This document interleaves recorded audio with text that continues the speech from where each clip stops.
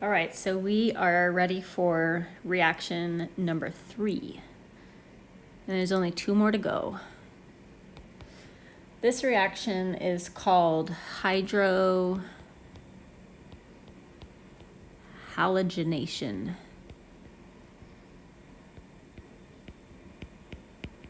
And it's kind of a combination of hydrogenation and halogenation. So we're going to take the same strategy. We're going to start by looking at a generic alkene.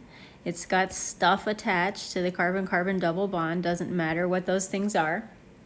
This time we are reacting our alkene with a molecule of HBr. Or it could be HCl or HI. We'll make a note of that off to the side. And so again, with this reaction, we see no change to the original molecule except the carbon-carbon double bond turns into a carbon-carbon single bond. And we are going to add an H and a Br to the carbons of the alkene.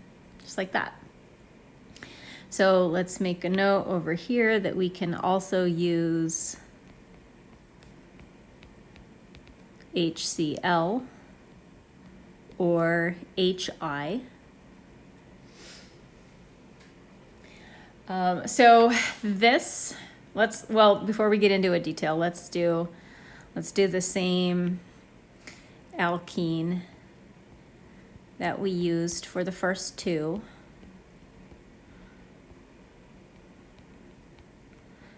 And just like with the other 2 reactions, if we want, instead of writing plus HBr, we could just draw an arrow and write, let's do HCl on this one, write HCl on top of the arrow.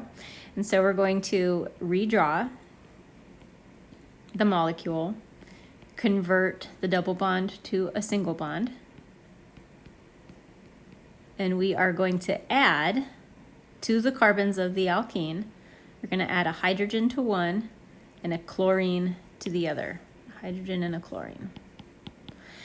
So this reaction is a little bit trickier than the first 2 that you did, because the molecule that we're adding, HBr, HCl, or HI, is not a symmetrical molecule. So if we look back at halogenation, the molecule that we added in the halogenation reaction was either a Br2 or a Cl2, and we're putting either 2 bromines on the molecule or 2 chlorines on the molecule. And the first reaction we looked at, hydrogenation, where we're adding a hydrogen, we're putting 2 hydrogens on the molecule. So in these 2 reactions, what we're adding is 2 of the exact same thing. We're adding 2 hydrogens or 2 bromines or 2 chlorines. Now with hydrohalogenation, we're adding 2 different things, a hydrogen and a bromine, or a hydrogen and a chlorine, or a hydrogen and an iodine. And so we have to bring in a rule that's going to help us make a decision about where to put the hydrogen and the bromine, chlorine, or iodine. This rule is called Markovnikovs rule.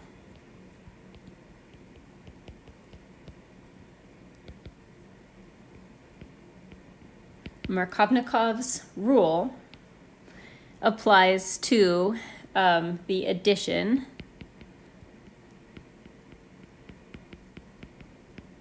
of HBr,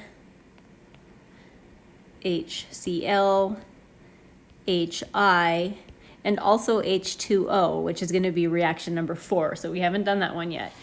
In the addition of HBr, HCl, HI, or H2O to an alkene, a carbon-carbon double bond, the hydrogen of the HBr, HCl, or HI, or H2O, the hydrogen attaches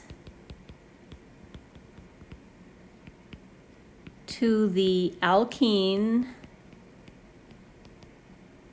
carbon. The hydrogen attaches to the alkene's carbon that already has the most hydrogens. That's a really confusing rule to write down in words, but once we start practicing it, it makes a whole lot more sense. Let's just do some examples and it'll make things make more sense. Let's do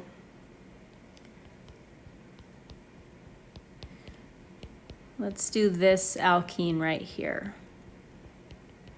And let's add, what have we not done yet? Let's add HI to this alkene. So before we even think about Markovnikov's rule, let's just start by redrawing the alkene, leave everything where it is, but turn that double bond into a single bond. And now let's think about what we need to do. So we're gonna be adding an HI, and we're gonna be adding it to the carbons of the alkene. So that's gonna go on these two carbons right here. We want to put either the hydrogen in the iodine or the iodine right here, and the other thing right here. So these are the new bonds that we're making. And what we're trying to figure out is, for each one of these spots, do we put the hydrogen here or do we put the iodine here? Do we put the hydrogen here or do we put the iodine here? This is where we use Markovnikov's rule. The hydrogen is going to attach to the carbon that already has the most hydrogens present. So when we look at this carbon first, this carbon has 2 hydrogens already present, has 2. Now we're going to look at this carbon over here. This carbon has 1 hydrogen already present. Now sometimes students say, wait a minute, that carbon, this blue carbon, has got these guys out here too. Why are you not counting them? We're only counting the hydrogens that are attached directly to the carbon. So these hydrogens that are out here, because they are not directly attached, we don't count them. So our red carbon has 2, our blue carbon has 1. That means our new hydrogen from the HI molecule wants to go onto the red carbon, and the iodine goes onto the blue carbon. We need to see lots more examples of this because this is tricky. Let's do one more in your notes and then we're going to go to the worksheet. Let's do HBr this time. So here's one with line structure. Makes it a little bit trickier when we're looking at it with line structure. Redraw the molecule, converting that double bond to a single bond. Identify your alkene carbons, find them, and find them over in the product as well.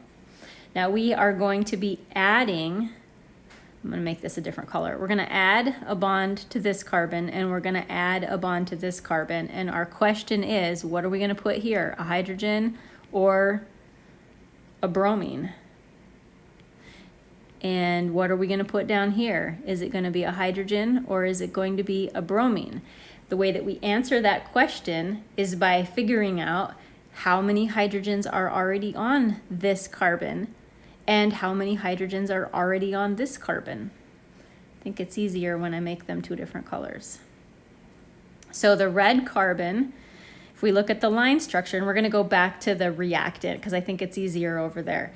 If we look at the line structure back at the reactant, there's 1 hydrogen already present on that particular carbon.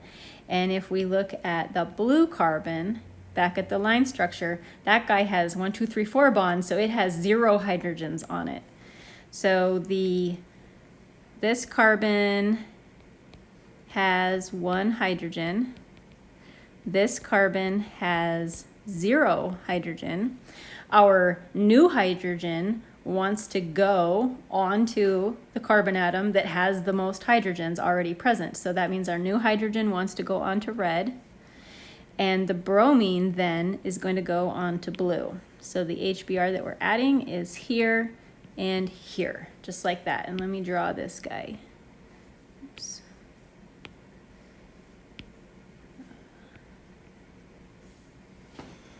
Let's go to the worksheet and practice this some more. This is really tricky stuff.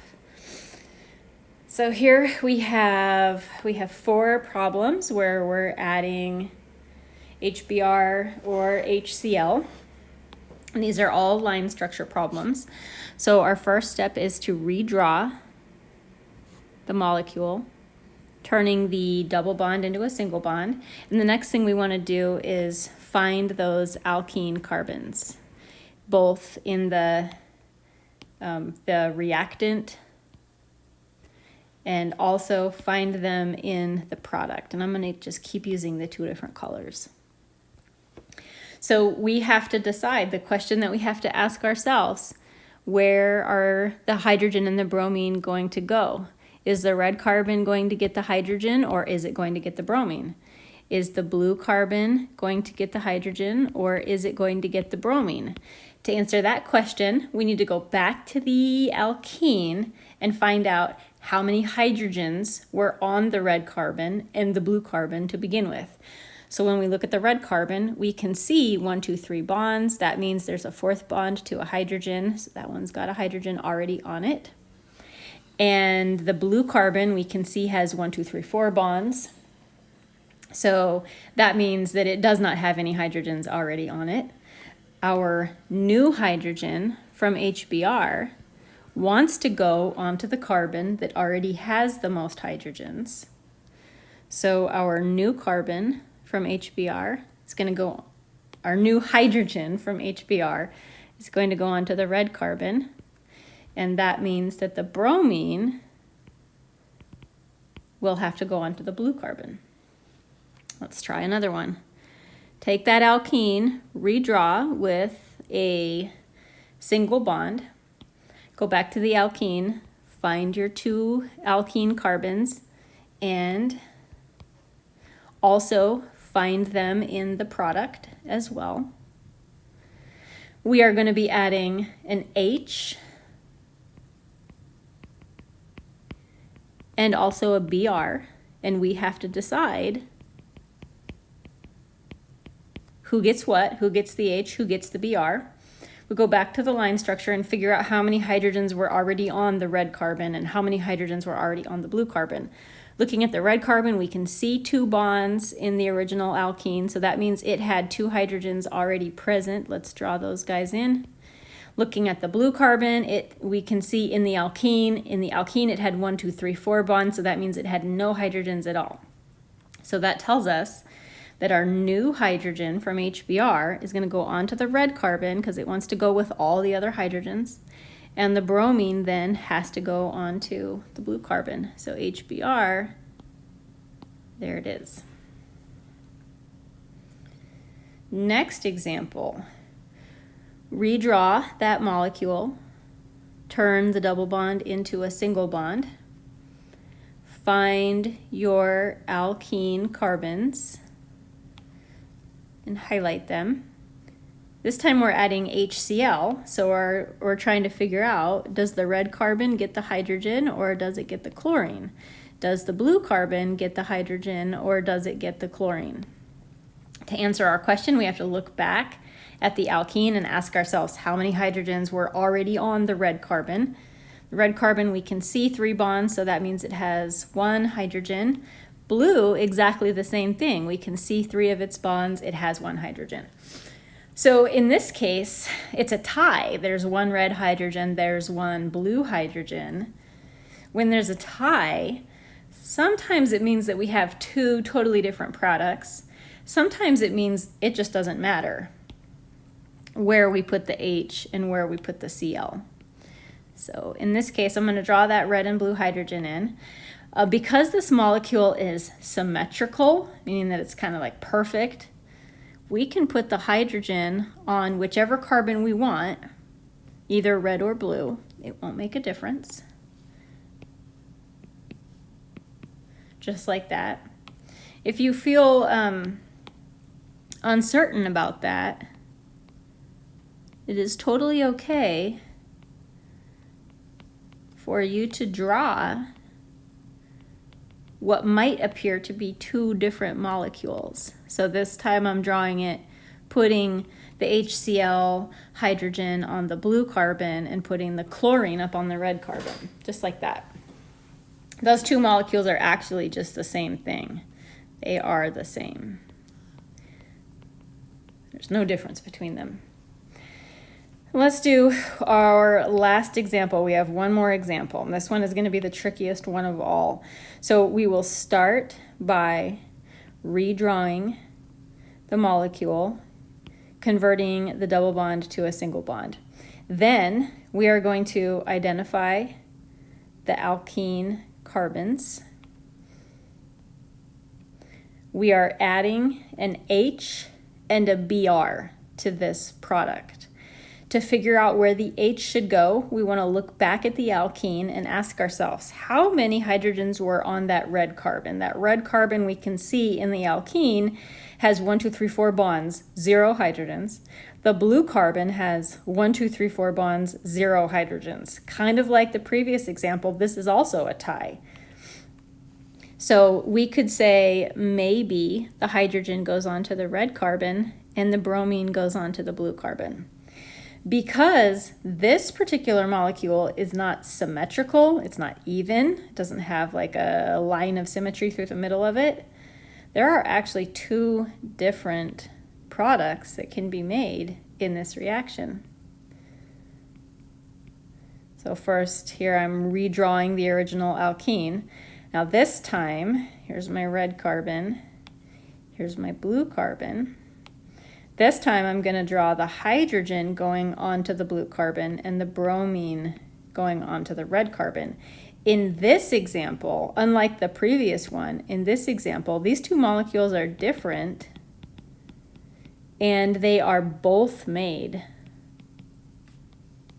This problem right here that we just did is really, really tricky. It's hard stuff.